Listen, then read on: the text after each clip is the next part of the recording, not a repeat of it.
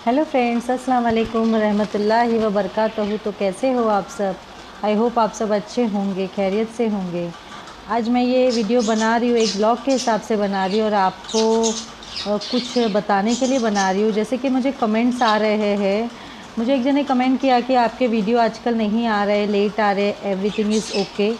तो मुझे बस वही टॉपिक पे बात करना था कि मैं सोची चलो आपको बता दूं कि मेरे वीडियोस लेट क्यों आ रहे हैं, क्या प्रॉब्लम हो रही है मेरे वीडियो बनाने में, मैं क्यों नहीं वीडियो बना पा रही हूँ। तो जैसे कि आप लोग जानते हो कि जो अल्फ़िया के जो कान में जो तकलीफ़ थी, जिसका उसका ट्रीटमेंट चालू था, तो उसका ट्रीटमेंट चालू था, तो डॉक्टर ने हमको बड़ा डॉक्टर सजेस्ट किया था, मतलब स्पेशलिस्ट सजेस्ट किया था एएनटी का। तो आपके साथ मैंने वो वीडियो भी शेयर किया था जिसमें अल्फ़िया के ईयर जो है वो क्लीन हो रहे थे। तो उसके बाद में अल्फ़िया ने मुझे कभी बोला नहीं कि उसके ईयर में पेन हो रहा है, तो मैंने सोचा कि उसका कान ठीक हो गया, इसीलिए वो कभी कुछ बोल नहीं रही है। तो मैं एक दिन अल्फ़िया को लेने के लिए स्कूल गई, तो मैं अल्फ़िया को लेने के लिए स्कूल गई, तो अल्फ़िया बोली कि मम्मी, मतलब उसके 6-7 दिन के बाद की बात है, मुझे लगा सब ठीक हो गया होगा अल्फ़िया का भी कान वगैरह। तो अल्फ़िया बोली कि मम्मी मेरे कान में बहुत दुख रहा है और मेरे कान में से कुछ निकल रहा है। तो मैं डर गई कि ऐसे कैसे हो रहा है करके, इतना वापस से दुखने लग गया। तो मैंने देखा तो उसके ईयर में कुछ ऐसा स्टिकी स्टिकी था। तो मैंने अल्फ़िया को 6 बजे स्कूल से लेकर आई और अल्फ़िया के पापा जो घर पे ही थे, तो मैंने उनको बोला कि चलो हमको जो डॉक्टर ने सजेस्ट किया है ईएनटी वाले, उनके पास हम लोग जाते हैं। तो वो लोग बोले, वो तो अल्फ़िया के पापा बोले कि क्या हुआ। मैं बोली नहीं, उसके कान में दुख रहा है, हम लोग अभी इतना ज़्यादा भी इसको इजीली नहीं ले सकते, उसके कान में से कुछ निकल भी रहा है, छोटी बच्ची है 8 साल की, तो उसको तकलीफ़ होगी आगे जाके। तो हम लोग फिर ईएनटी स्पेशलिस्ट के पास में गए।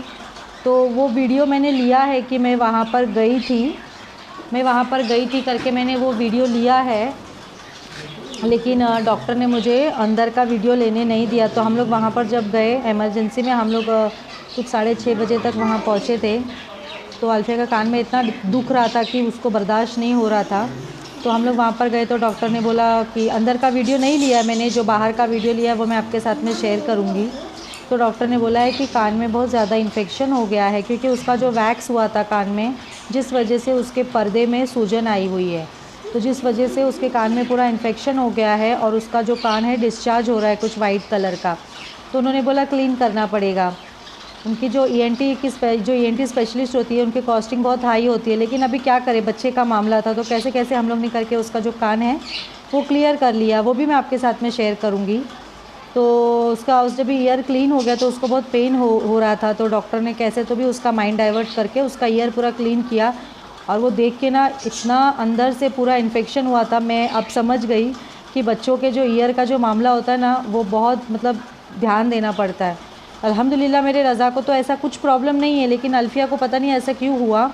तो डॉक्टर ने पूरा कान क्लीन किया अल्फ़िया का, और डॉक्टर ने बोला है कि ये अभी मैं आपको दवा देता हूँ, क्योंकि अल्फ़िया का जो दूसरा कान है वो भी मतलब उसमें भी वैक्स है, उसमें पेन नहीं है, लेकिन उसमें आगे जाके प्रॉब्लम हो सकती है अल्फ़िया को।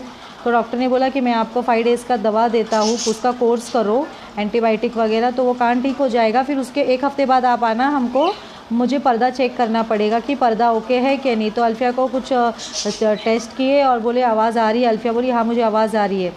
तो अभी अल्फ़िया का की ट्रीटमेंट चल ही रहा था, तो फिर रज़ा के साथ में कुछ हो गया ऐसा। तो अल्फ़िया का तो अपॉइंटमेंट लिया था मैंने, मतलब मैं मंडे को गई थी और नेक्स्ट ट्यूसडे को अल्फ़िया का फिर से अपॉइंटमेंट लिया था 1 हफ़्ते के बाद का, क्योंकि उसका दूसरा ईयर भी क्लीन करना है, उसमें भी वैक्स हुआ है। तो ऐसा हुआ नहीं कि रज़ा का भी बर्थडे हो गया था 15 तारीख को कुछ, और बर्थडे के दूसरे दिन मंडे था, तो रज़ा के साथ में एक ऐसा इंसिडेंट हो गया अचानक से, जिसके वजह से हम लोग बहुत डर गए। एक्चुअली आपको तो पता है मेरे पास कैट है, मेरे कैट का नाम मोइज़ो है, जो मेल है। तो मेरा कैट खेल रहा था, तो वो नॉर्मली ऐसा खेलता है। तो जो बाहर की जो कैट होती है, जो स्ट्रीट में ऐसे बाहर घूमते रहती है, लोकल कैट, वो भी हमारे घर पे आती है, तो मैं उनको भी फूड देती हूँ, मैंने वो भी आपके साथ में शेयर किया था। लेकिन उस दिन पता नहीं क्या हुआ, वही मेल कैट रज़ा यहाँ पर बैठा था और वो मेरे मोइज़ो के साथ में खेल रहा था। तो मेरा मोइज़ो ऐसे खेलते खेलते बाहर को जाने लगा, दरवाज़े के बाहर। तो मेरा रज़ा, हम हमारे बिल्ली को बाहर नहीं जाने देते, क्योंकि मैं जानती हूँ बाहर की बिल्ली या कुत्ते उस पर कुछ अटैक करेंगे। तो हमने वो दूसरी बिल्ली को देखा नहीं जो दरवाज़े के उस तरफ थी, और मोइज़ो ने भी नहीं देखा, मोइज़ो ऐसे नॉर्मली बाहर जा रहा था देखने के लिए। तो रज़ा बोला मम्मी बिल्ली बाहर जा रही है, मैं इसको पकड़ता हूँ। तो जैसा रज़ा बिल्ली को पकड़ने गया, वहाँ से वो कैट ने अटैक करा। तो वो कैट एक्चुअली अटैक कर रही थी मोइज़ो पे। तो मेरा रज़ा उसको ऐसे पकड़ने गया तो उसकी यहाँ पर हाथ में कहीं तो भी उसका लग गया दांत। अब उसका लगा, किसका लगा, नाखून लगा, कुछ समझ में नहीं आया। तो हम लोग, मैं बहुत ज़ोर से, बिल्लियों का झगड़ा हुआ, बहुत ज़ोर से आवाज़ आई। तो मैं गई तो देखा तो बोला मम्मी मोइज़ो को वो बड़ा वाला बिल्ली मार रहा है। तो मैंने फिर वो बिल्ली को भगा। फिर रज़ा बोला मम्मी मुझे इधर काटा। तो मैं शॉक हो गई, काटा? तो बोले हाँ। मैं बोली तू क्यों उठाने गया था? तो उसको काटा। तो अभी बिल्ली का दांत लगा कि नाखून लगा, मतलब रैबिस का इंजेक्शन लेना पड़ता। और ये रज़ा के साथ 3rd टाइम हो गया है। तो मैं वही सब टेंशन में थी कि अभी पहले भी रज़ा को बिल्ली बाहर की काटी। बिल्ली एक्चुअली काटी नहीं, उसको पकड़ने जा रही थी तो उसका दांत लग गया फर्स्ट टाइम। सेकंड टाइम बिल्ली को सेकंड टाइम रज़ा को सामने वाली डॉग ने, वो कुछ करने गया था तो डॉग, सामने जो घर का डॉग है, वो उसको पकड़ लिया पीछे से, तो उसको रैबिस लगा। अभी 3rd टाइम मैं बोली अभी फिर इसको रैबिस देंगे। तो मैंने सोचा कि नहीं, उसको सेकेंड टाइम जो रैबिस दिया है ना, उसको 6 मंथ कंप्लीट नहीं हुआ है। तो ऐसा कुछ रहता है कि 6 मंथ के अंदर अगर हम लोग कुछ भी ऐसा कैट या डॉग काटता है तो इंजेक्शन नहीं मारना पड़ता है, उसका 6 मंथ का एक्सपायरी रहता है। तो मैंने कैसे कैसे, मैं पेपर्स वगैरह सब संभाल के रखती हूँ। तो मैंने वो पेपर्स निकाले। तो वो पेपर्स में 10th का डेट था, 10 तारीख का डेट था। तो 10 तारीख का डेट था। तो मैं बोली ये तो 6 महीना क्रॉस हो गया है, पर अभी जाके देखते हैं। तो हम लोग वो 9 बज रहा था उस टाइम पे, रात के 9 बज रहे थे। तो 9 बजे फिर मैंने इसके पापा को फ़ोन किया, रज़ा के। मैं बोली तुम आओ घर पे, रज़ा को ना इंजेक्शन मारना पड़ेगा। बोले क्या हो गया? मैं बोली उसको बिल्ली ने काटा। वो आए घर पे। फिर हम लोग रात को 9:30 बजे तक हम लोग गए। हमारे पास में एक गवर्नमेंट का हॉस्पिटल है, उधर ही रज़ा को पहले रैबिस का इंजेक्शन मारा था। तो मैं बोली हमको जाना पड़ेगा, क्योंकि मैं ये सब चीज़ से बहुत डरती हूँ, क्योंकि ये जो बाहर के जो बिल्ली होते हैं इनमें बहुत जहर होता है बोलते। तो मैंने बोला नहीं, मुझे कैसे भी करके अभी कुछ डॉक्टर को बताना पड़ेगा। तो वो आए इमरजेंसी में हॉस्पिटल में, गवर्नमेंट हॉस्पिटल में। तो मैंने पेपर बताया। तो मेरे को ये उम्मीद थी कि डॉक्टर बोलेंगे कि नहीं मारना पड़ेगा करके। तो जैसे पेपर दिखाया तो डॉक्टर बोली मारना पड़ेगा। तो मैं बोली क्यों मारना पड़ेगा? बोले ये इसमें 10th का डेट है और आज 16 थे, मतलब 6 मंथ क्रॉस हो गए। तो अल्लाह, मैं इतना, मुझे रोना आया। मैं बोली तीसरी बार रैबिस का इंजेक्शन, और एक टाइम में, मतलब एक रैबिस में 4 इंजेक्शन मारने पड़ते, 4 इंजेक्शन दोनों हाथ में, बोले तो टोटल 8 इंजेक्शन मारने पड़ते। और ये मेरे बच्चे का 3rd टाइम है। तो मैं बोली अभी इसको वापस से 8 इंजेक्शन लगेंगे, मतलब सीरिंज 4 रहती है लेकिन वो हाफ दोनों हाथ में मारते हैं। तो मेरे को एकदम रोना आ गया। मैं बोली डॉक्टर अभी 3rd टाइम भी रैबिस का इंजेक्शन मारेंगे अगर, तो बच्चे को कुछ प्रॉब्लम नहीं है? बोले प्रॉब्लम नहीं है, लेकिन ये प्रॉब्लम चलेगी, लेकिन वो नहीं मारने की वजह से जो बाद में प्रॉब्लम होगी ना, वो आपके लिए बहुत पेनफुल होगा। तो आप लोग समझ सकते हैं, क्योंकि अगर हम इंजेक्शन डॉग या कैट का नहीं मारते हैं, खुदा न खास्ता कुछ जहर फैल गया, होता है मोस्टली 3-4 महीने के बाद में, तो आप लोग, मैं बोलना नहीं चाहूँगी, वो बहुत बुरा रहता, फिर उसका कोई इलाज नहीं है। डायरेक्ट आप समझ सकते हो जो मैं बोलना चाहती हूँ, मैं बोलना नहीं चाहती हूँ। तो उसका वही है। फिर मैं बोली नहीं, मैं इंजेक्शन तो देना ही पड़ेगा। तो हम लोग फिर मंडे हो गया। फिर ट्यूसडे को अल्फिया के कान का अपॉइंटमेंट था। तो ट्यूसडे को मुझे हॉस्पिटल से फ़ोन आता है कि आपके अल्फिया का ईयर का चेकअप है, तो आपका अपॉइंटमेंट है। तो मंडे को रज़ा को नहीं, ट्यूसडे को सुबह, वही ट्यूसडे की बात कर रही हूँ, जब अल्फिया का अपॉइंटमेंट था। तो मंडे को इंजेक्शन नहीं मारा वो हॉस्पिटल में। उन लोग का ये रूल रहता है कि सुबह 7 बजे ही, ये जो भी डॉग कैट काटते हैं ना, इसका इंजेक्शन सुबह 7 बजे वो लोग सीरिंज ओपन करते हैं और एक ही साथ में 10-20 लोग को मारते हैं। तो वो बोले अभी हम लोग सीरिंज ओपन नहीं करेंगे, आप लोग सुबह 7 बजे आओ। और हम मोस्टली सुबह 7 बजे ही जाते हैं। हम लोग पहले भी गए थे, क्योंकि मुझे भी कैट ने काटा, मेरे हस्बैंड को भी काटा, फिर रज़ा को भी। अल्हम्दुलिल्लाह मेरी अल्फिया को अभी तक ऐसा कुछ नहीं हुआ है। मेरी अल्फिया ये सब चीज़ों से बहुत हिफाजत करती है। तो मेरे रज़ा का आदत है बिल्ली के साथ में खेलने की, तो बिल्ली के साथ में खेलने की आदत है, तो इसी के साथ में ये सब होता है। तो उन्होंने इंजेक्शन नहीं मारा, उन्होंने बोला कि नहीं आपको सुबह 7 बजे आना पड़ेगा। तो हम लोग बोले अभी क्या करें, अभी तो सुबह ही जाना पड़ेगा। तो हम लोग सुबह, रात भर हम लोग सोए नहीं, यही टेंशन की वजह से कि अभी इसको 8 इंजेक्शन लगेंगी। तो सुबह 7 बजे हम लोग रज़ा को लेकर गए। और माशाल्लाह मेरा बच्चा इतना स्ट्रॉन्ग है, अल्हम्दुलिल्लाह, अल्लाह का करम है, मेरा बच्चा डरता नहीं है। मेरा बच्चा मतलब थोड़ा इंजेक्शन मारेंगे तो ऐसा करता है बस अल्हम्दुलिल्लाह। तो वो मैं बोली रज़ा अभी तुमको बाबू इंजेक्शन लगेगा। बोला क्या हुआ मम्मी, थोड़ा सा दुखता है, ज़्यादा नहीं दुखता है। बोला माशाल्लाह देखो मेरा बच्चा। तो हमने सुबह 7 बजे उसको उठाया, अल्फिया को घर पे ही रखे गए हम लोग बाहर से लॉक करके, क्योंकि अल्फिया सोई थी, इतना सुबह तो उठेगी नहीं अल्फिया। और वहाँ पे ऐसा रहता है कि 7 बजे टच होने का, तो हम लोग यहाँ से कुछ पौने 7 बजे निकले, स्कूटी से हम लोग जल्दी पहुँच जाते। अल्फिया को हम लोग ने अंदर रखे और हम लोग चले गए। अल्फिया के पास मेरा फ़ोन दे दिया था और अल्फिया को बोला था कुछ भी रहेगा तो फ़ोन करना। तो मेरी बच्ची ऐसा रह लेती है, हम लोग मोस्टली नहीं छोड़ते, हम लोग बाहर से लॉक करके चले गए थे। तो आजू बाजू में है, उनको बोला मेरी बच्ची अंदर देख दो, उनके पास चाबी भी दिया था अगर वो कभी बाहर आने के लिए बोलेगी तो नहीं। फिर हम लोग सुबह 7 बजे गए, मेरे बच्चे का इंजेक्शन हो गया, दोनों हाथ में उसको मारा, एक जगह मारा तो उसने ऐसा किया, दूसरी जगह मारा तो उसने ऐसा किया। मेरा बच्चा माशाल्लाह इतना स्ट्रॉन्ग। मैं बोली बाबू दुख रहा है, तो बोला नहीं मम्मी थोड़ा ही दुख रहा है। मेरा बच्चा माशाल्लाह 4 साल का है, लेकिन उसमें बहुत पेशेंस है। तो अभी फिर मुझे अल्फिया का अपॉइंटमेंट का कॉल आया, तो मैंने उनको बोला मैडम मैं आज नहीं आ पाऊँगी, मेरे बच्चे को ऐसा ऐसा कैट ने काटा है। तो बोली कोई बात नहीं, आप नेक्स्ट वीक में आ जाओ। तो अभी नेक्स्ट वीक में फिर मेरे पीछे ये है कि अल्फिया का जो ईयर का क्लीनिंग हुआ है उसका पर्दा चेक करना है और दूसरा कान क्लीन करना है, क्योंकि वो नहीं करेंगे ना फिर आगे जाके पर्दे में प्रॉब्लम होने लग जाता है। तो अल्लाह ना करे किसी के बच्चे के साथ में ऐसा हो। तो बैक टू बैक देखे आपने मेरे को कितना मतलब क्या पता अल्लाह का इम्तिहान है क्या है, लेकिन फिर भी मैं अल्लाह का शुक्र अदा करती हूँ अल्हम्दुलिल्लाह। अल्लाह परेशानी देता है तो अल्लाह उसमें हमको हिम्मत भी देता है। फिर अभी तीसरी चीज़ सुनो क्या हो गई, मेरी तबीयत। मेरा रज़ा जब भी मैं प्रेग्नेंट थी तो मेरा रज़ा जब भी मेरे पेट में था 8-9 महीने की बात है, तो ये लेडीज़ लोग को पता होगा ये क्या प्रॉब्लम होता है। तो ना मेरे जो लोअर बैक होता है नीचे की तरफ का, वहाँ पर मुझे कुछ प्रॉब्लम हो गई थी रज़ा के टाइम पर। तो रज़ा के टाइम पर प्रॉब्लम हो गई थी, तो मतलब मैं इतना रो रही थी जैसा कोई एक छोटा बच्चा रोता है ना, वैसा मैं रो रही थी जब मैं प्रेग्नेंट थी।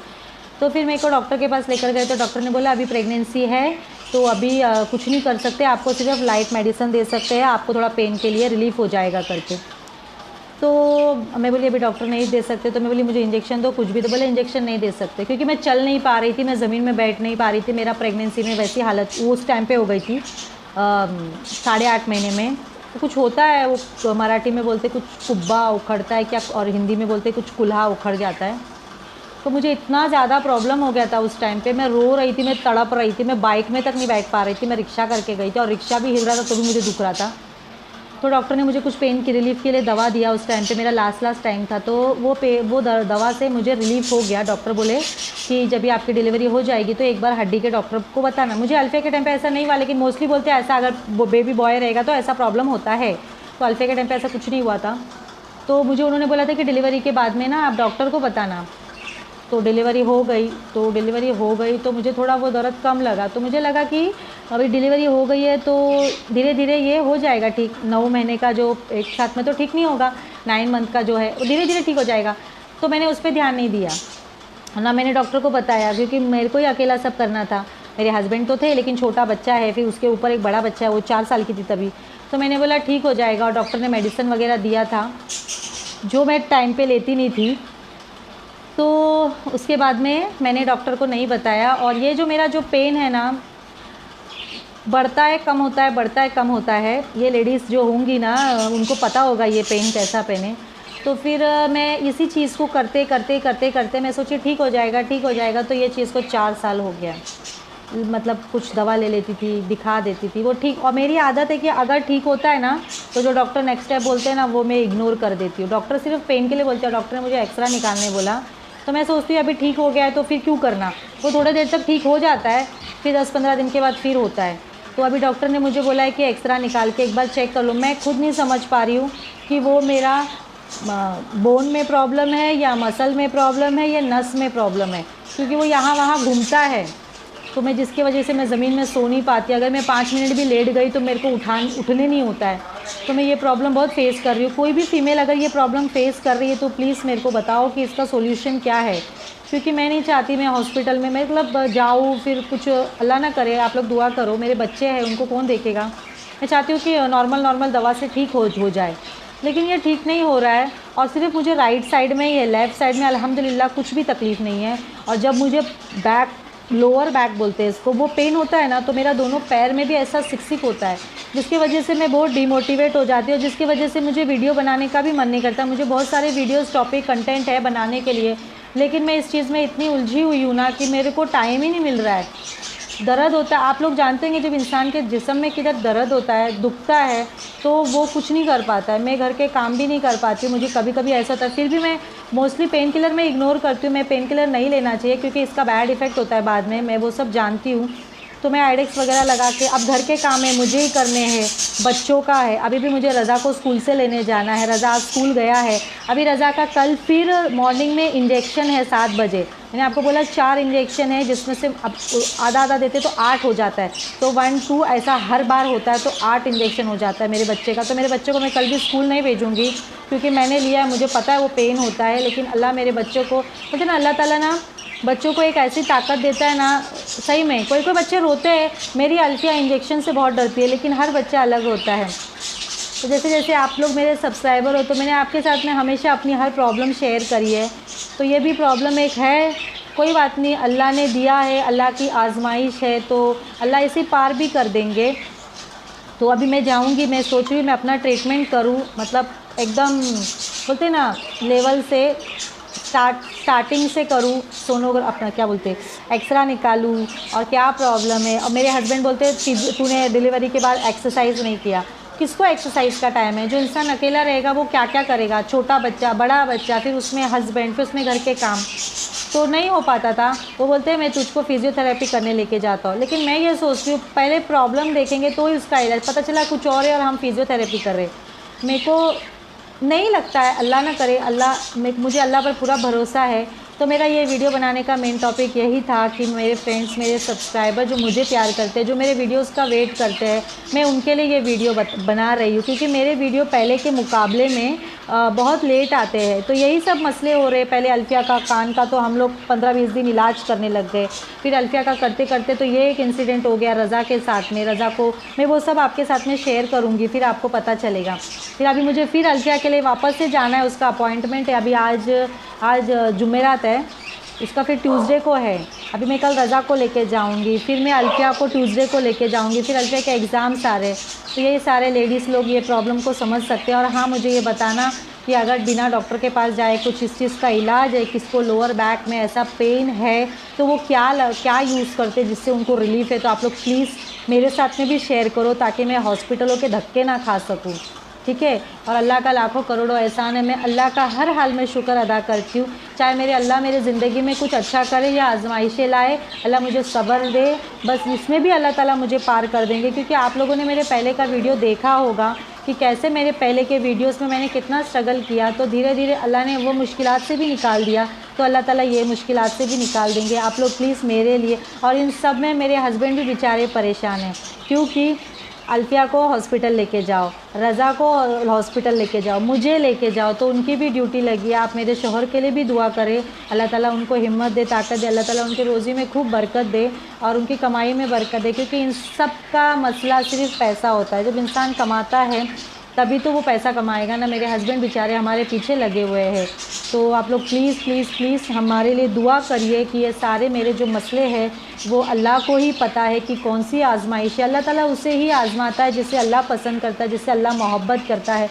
तो अल्हम्दुलिल्लाह, अगर अल्लाह मुझसे मोहब्बत करता है, अल्लाह मुझे ऐसे और भी आजमाइशें में डालेंगे, तो अल्लाह ताला मुझे उसके साथ में सब्र की भी तौफीक दे। तो मेरा वीडियो थोड़ा लंबा हो गया, सॉरी। तो आप लोग प्लीज़ प्लीज़ आप लोग मुझे सब्सक्राइब करो, मेरे चैनल को लाइक करो, शेयर करो और बेल आइकन ज़रूर दबा दो, ताकि मैं चाहती हूँ कि मैं आपके साथ में और भी अपनी बातें शेयर कर सकूँ। मेरा ये चैनल में आपको 3 टाइप्स के वीडियो मिलेंगे। एक तो हदीस के बारे में, जो मैं सीख के आपके साथ में शेयर करती हूँ कि वो सही है क्या, आप मुझे बताओ। सेकेंड, मैं व्लॉगिंग भी करती हूँ, मैं कहीं बाहर जाती हूँ तो मैं व्लॉगिंग करती हूँ। और थर्ड, मैं वॉइस ओवर का भी वीडियो बनाती हूँ, व्लॉग बनाती हूँ, जिसमें खाली वॉइस ओवर रहते। तो मेरा ये जो चैनल है उसमें मैं 3 चीज़ बनाती हूँ, तो आप लोग कंफ्यूज मत होना इस चीज़ में, ठीक है। तो आपको मेरा वीडियो कैसा लगा, और प्लीज़ मेरे बच्चों के लिए, हमारे लिए, मेरे शौहर के लिए, आप सब के लिए दुआ करिए। और मैं भी आपके लिए, आपकी फ़ैमिली के लिए दुआ करती हूँ। आप तमाम लोगों को अल्लाह ताला अच्छा रखे, और फ़िलिस्तीन के लोगों के लिए ख़ास दुआ करिए। अक्सा, जो हमारी जो अक्सा मस्जिद है उसके लिए दुआ करिए। अल्लाह ताला उन फ़िलिस्तीनियों की मदद करे, अल्लाह ताला उनके हक़ में जल्द से जल्द कुछ बेहतर करे, क्योंकि वो देख देख के बहुत तकलीफ़ होती है। आप सबसे गुजारिश है कि आप हर नमाज में, हर सजदे में फ़िलिस्तीनियों के लिए दुआ करें। अस्सलाम वालेकुम व रहमतुल्लाहि व बरकातहू। मेरे चैनल को प्लीज़ लाइक शेयर और सब्सक्राइब कर दें।